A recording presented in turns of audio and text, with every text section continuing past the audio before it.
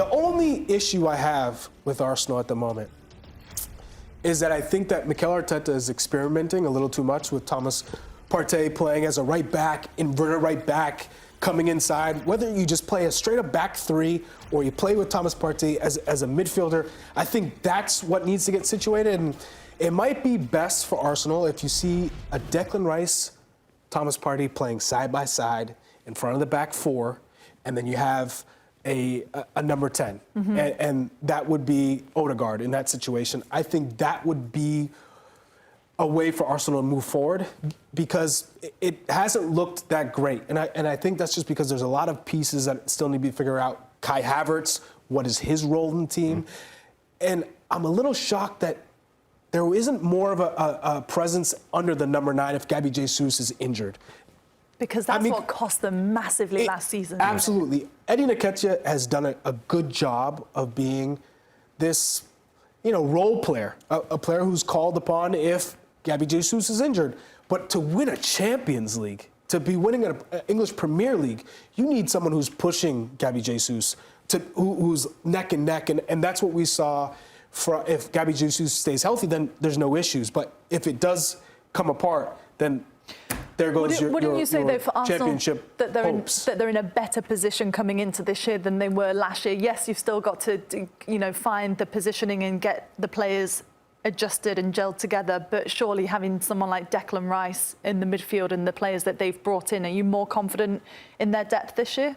I would have said, without a doubt, yes, if Jurrien Timber was still 100%, because what a signing he was until he had an ACL injury. But Declan Rice is massive. If you're adding Declan Rice to the team that Arsenal had last season, that is a big boost, but still doesn't solve the number 9 issue. Yeah. So I think in the midfield you get stronger, and if you could play Thomas Partey and Declan Rice next to each other, I think that's a really strong midfield to protect the back four. Zinchenko needs to stay healthy. That's another big piece as that left back that can get down the line but also come inside to midfield.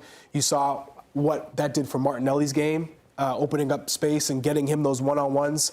But Gabby Jesus is the key to stay healthy for Arsenal to really progress in Champions League. How about these social media reactions, Mike? We've seen them with Manchester United. Arsenal, on the other hand, they seem to be feeling a little bit more comfortable about that. This looked like Charlie's face, just crying tears of joy compared to just the agony that I was in.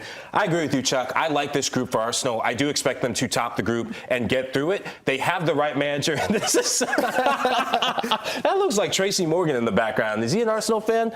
Oh, man. Arsenal, I think that it's going to come down to their wingers.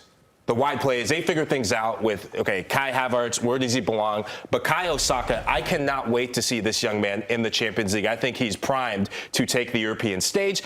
Gabriel Martinelli as well, an underrated player. He was in the running for PFA Young Player of the Year. I think he'll shine in Europe. Fabio Vieira coming off the bench. He did well in the Europa League last year. Arsenal do have the depth to compete, and I think they'll top this group. Yeah, I'm excited to see Arsenal in this group. Sevilla, I'm also excited for, because as to your point, Chuck, it feels like no matter how they're doing in La Liga, they're a different team in Europe.